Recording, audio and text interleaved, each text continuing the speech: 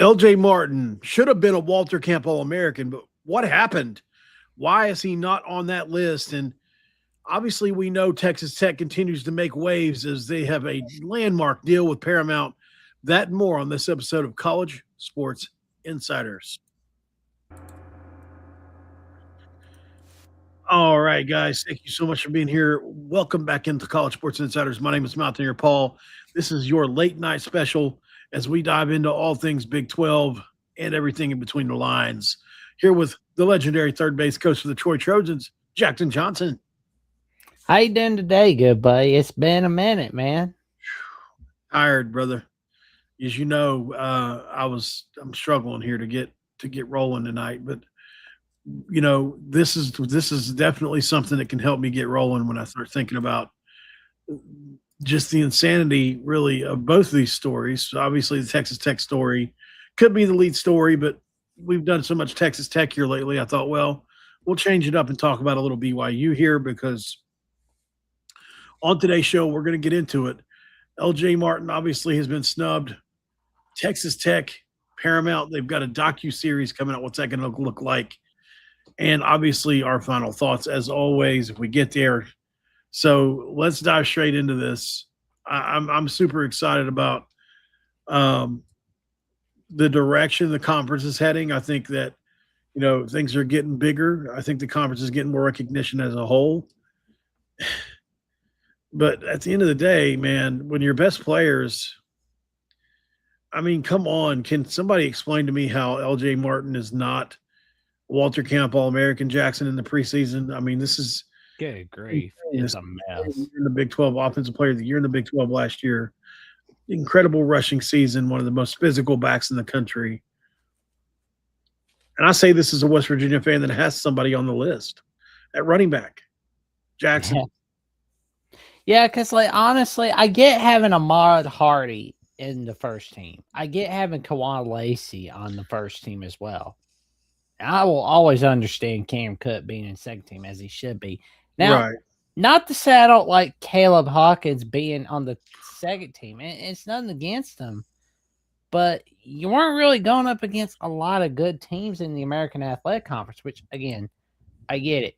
You know, he led the nation in rushing touchdowns for the year. But looking at LJ Martin, I mean, he was 11th in rushing yards for the season. He was against some pretty good competition for the 2025 season. I mean, tied 30th for touchdowns. That's not exactly sexy. That's okay. You don't need to have sexy numbers to show that you're a really good back. Well, let's look at the resume, Jackson. All right. I mean, you look at LJ Martin's resume from last year, Big 12 Offensive Player of the Year, first team All Big 12, 1,300 rushing yards, 12 touchdowns, 36 catches, which is elite. Another almost 300 yards receiving, giving you almost 1,600 all-purpose yards. That separates him and Cam Cook by about 300 or 400 yards. I don't know what it separates him and Hawkins. I would imagine it's probably closer between those two. But, you know, he was still sixth nationally in rushing yards and led BYU to one of their best seasons in school history. After, by the way, people don't even mention this, but his starting quarterback went down in week one, right before week one. So, you know, I mean, he was up against it. He was being keyed on the entire year and still had to go out there and produce every week. Yeah. So, you know, I'm a big LJ Martin guy. I just am. I think he's everything you could want in a running back. And I think that we actually we have a running back on our roster right now in Amari Latimer, who is very similar, eerily similar to LJ Martin. I mean, as a matter of fact, Jackson, load in those Amari Latimer highlights. Do you have some handy right there? Oh, I do not. Let me see. Okay. Yeah, I was going to show everybody some Amari Latimer highlights, just a little sidebar, but going off on a sidebar. Isn't it the Locked On West Virginia StreamYard? Right. I understand now.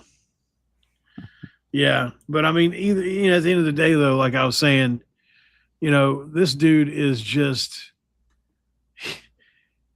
incredible, and it's so in so many different ways. I mean, the way he catches it, the way he runs it, the physicality with which he runs it. It's all a piece of the pie, and he does it with a smile on his face. We put the thumbnail on there.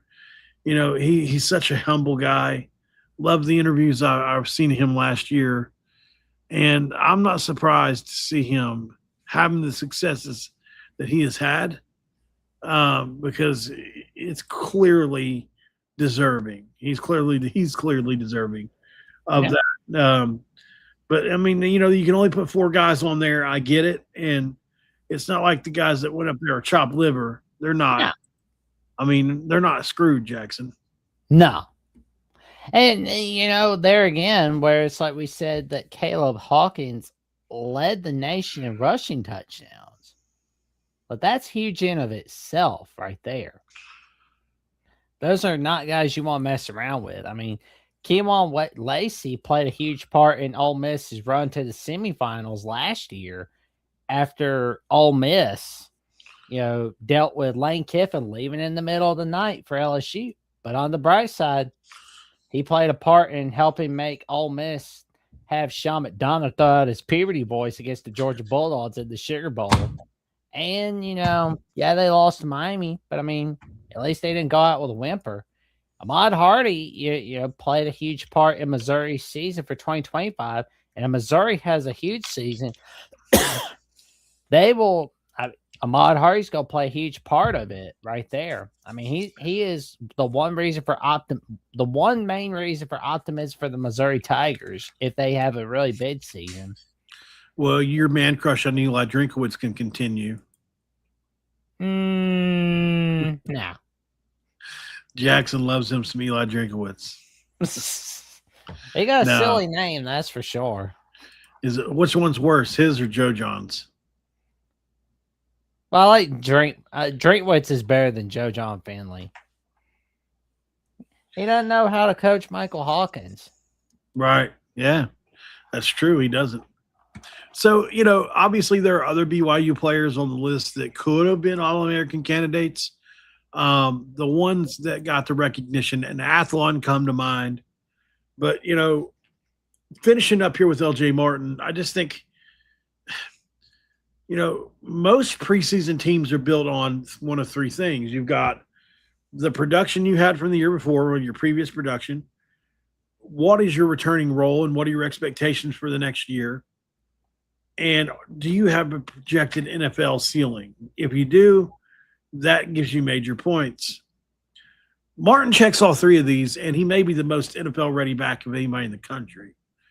I just don't get it. I get it. Like I said, he's not the sexiest pick maybe for some.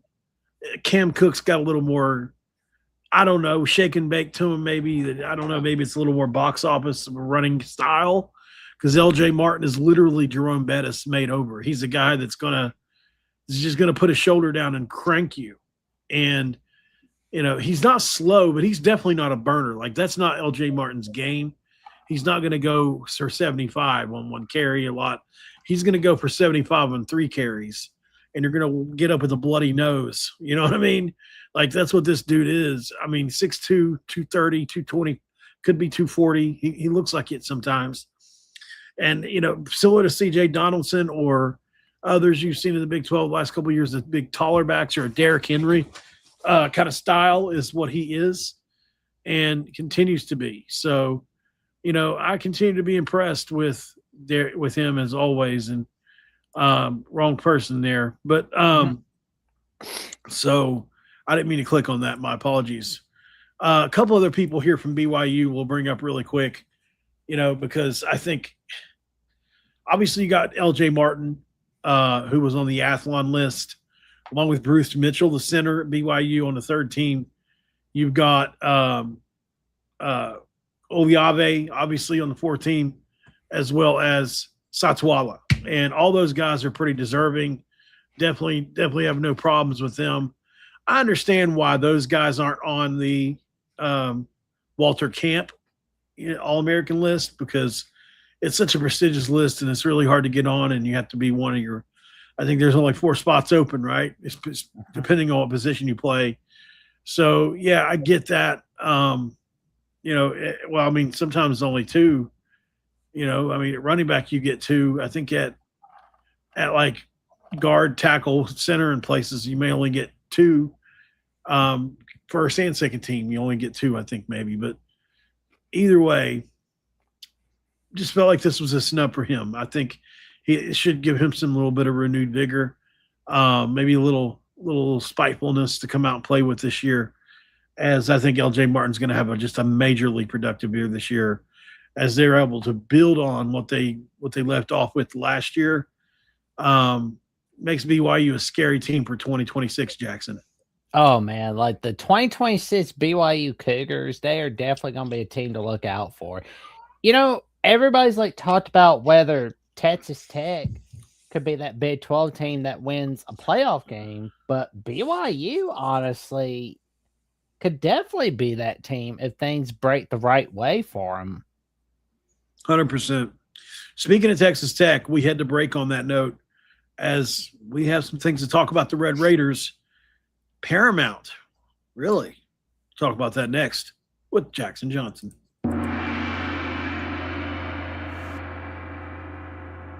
All right.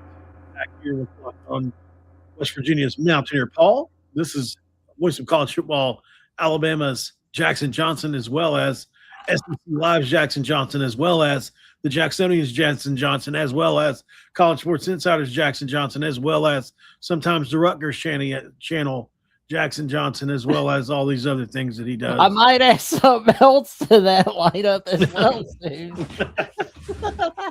I mean, are you chewed up like a chicken nugget right now or what, bud? Well, a little bit here and there, a little bit here and there. Yeah. But it's another Tuesday at the Ponderosa for me. I love how you got your hat backwards with but it's goober style backwards. You know what I mean? It's like it's like how far up can I pull it to the receding hairline? Not receding. Your hairline ain't receding, but how far up to the hairline can I pull it to make it show as much forehead as possible? Well, we should. No worries. We do our head reveals for free. So it's like obviously a joke. Definitely not picking on you. Obviously, hopefully it don't come across that way.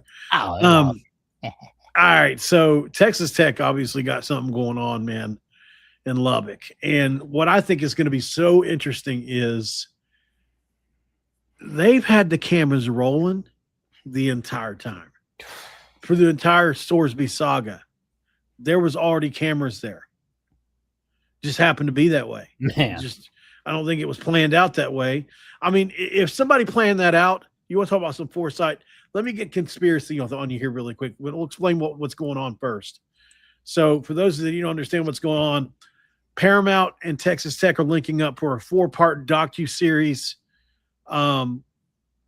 which should be 4 episodes before the start of the 2026 college football season. It's going to be Skydance Sports and Second Wind Creative. The director is going to be Micah Brown, who previously worked on Coach Prime and Untold Sign Stealer.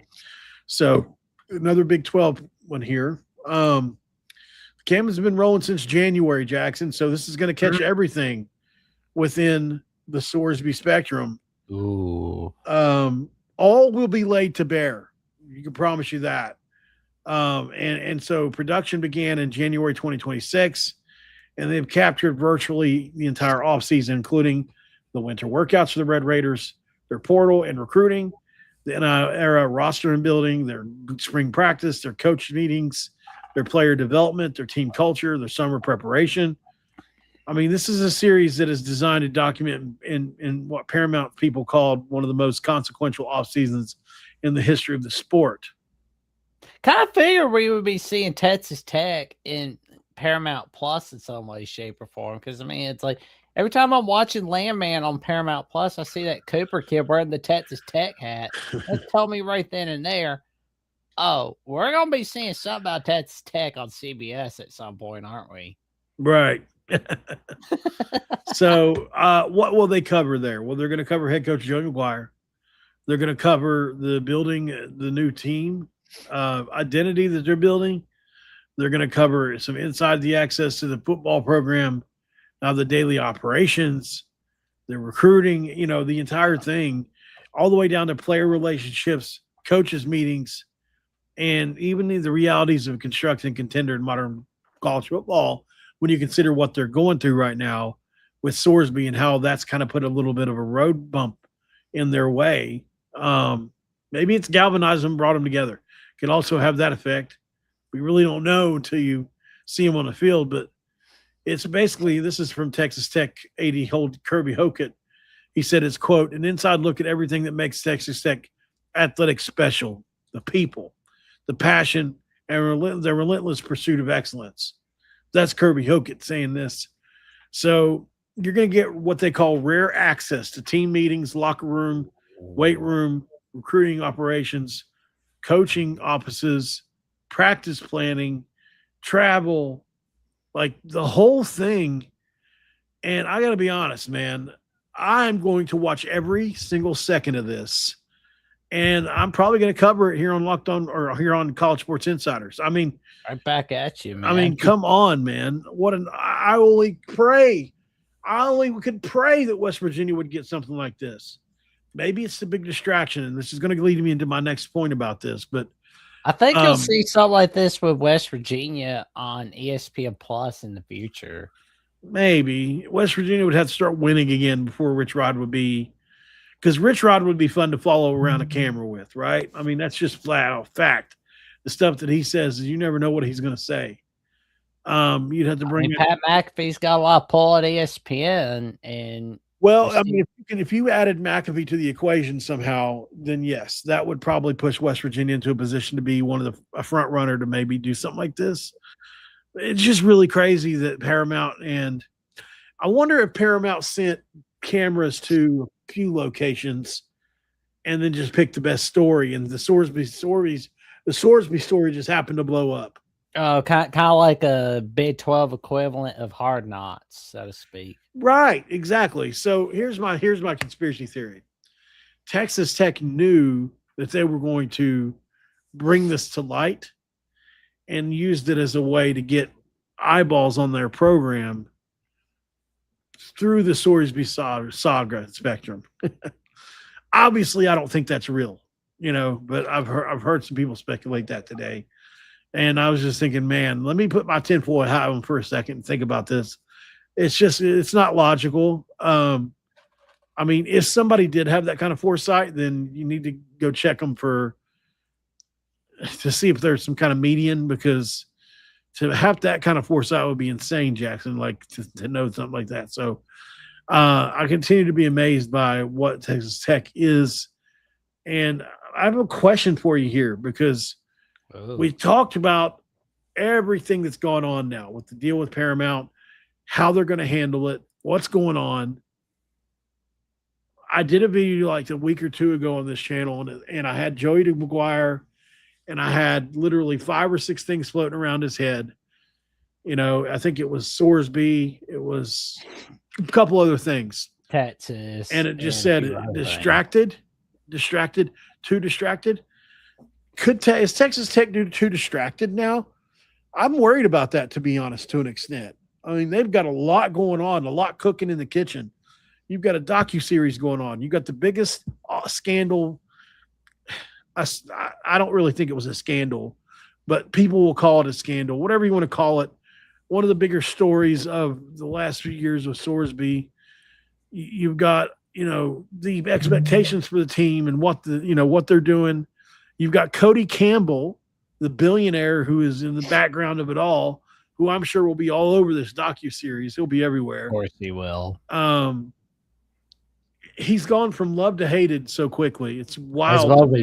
As well as he should be, honestly. But that's another time for another day. Right. I mean, yeah, I don't know about hated, but it seems like the majority do. Maybe it's because of the Texas Tech fans and how some of them went out now. I don't know, but either way, this is going to be an interesting piece of video and everything to watch about Texas Tech. Oh, it's going to be an amazing documentary right there, and it's kind of like an appetizer before football season starts for everybody. So, like, you get a little, we always call week 0 the appetizer before the full course meal. Yeah, Well, honestly, this Texas Tech documentary on Paramount Plus and the media days coming up, it's like a full course appetizer list that we're getting before the meal is brought to us. absolutely.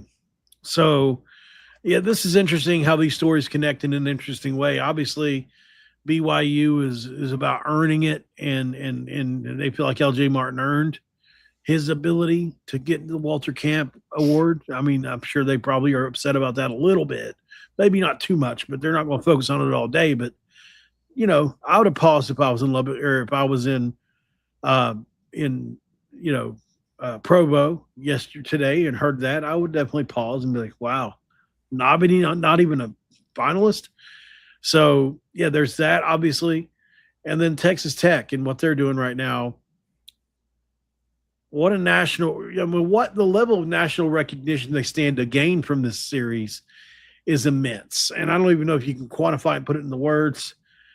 Part of me is a little jealous. At the same time, though, I feel like, Texas Tech has been so bad for so long. It's about time for them to actually break away and do something pretty good in football. I mean, they've got a lot of great advantages there. Not the best town in the world, but I mean, you could say it about Morgantown too. But they have passionate fan base, and they've got a lot of rich donors that want to make this thing work. And I think Texas Tech, with or without whoever, Sorsby, whoever, would have been a really good team this year, right? I think we all know that. And so we'll be watching to see what they do with Will Hammond and company, but certainly an interesting story. And in both cases, hopefully you guys have enjoyed them. Jackson, any final thoughts on these two stories? Well, I can tell you this. It's going to be a wild ride seeing what happens with BYU and Texas Tech in the 2026 season. But I mean that in a great way, of course, because, I mean, this time I don't think you're going to see BYU getting smacked off the face of the earth like they did last year by Texas Tech, not once but twice. You're going to see a team just gunning for blood against the Red Raiders in 2020. Right. We shall see. I'm definitely going to hold out and see what happens a little bit in the season, but certainly it's going to be a very interesting series of games throughout the Big 12 in general. But definitely when those two come to play, it's going to be turned into one of the biggest rivalries in the league. It's interesting, definitely. Just hope against hope that this does good for everybody involved, because you're continuing to see maybe a little bit of a separation from Texas Tech and the rest of the league. The rest of the league's going to try to play catch up here, and they're not in an advantageous spot to do it. One way you can control it is if you win, and that's what we're hoping the Mountaineers do, obviously this year, as well as other teams that we root for. But Jackson, I think I'm ready to bounce up out of here. That's all I've got on these stories. You got anything else? That's about it for the night. Yeah, because I'm 11 minutes away from midnight where I'm at.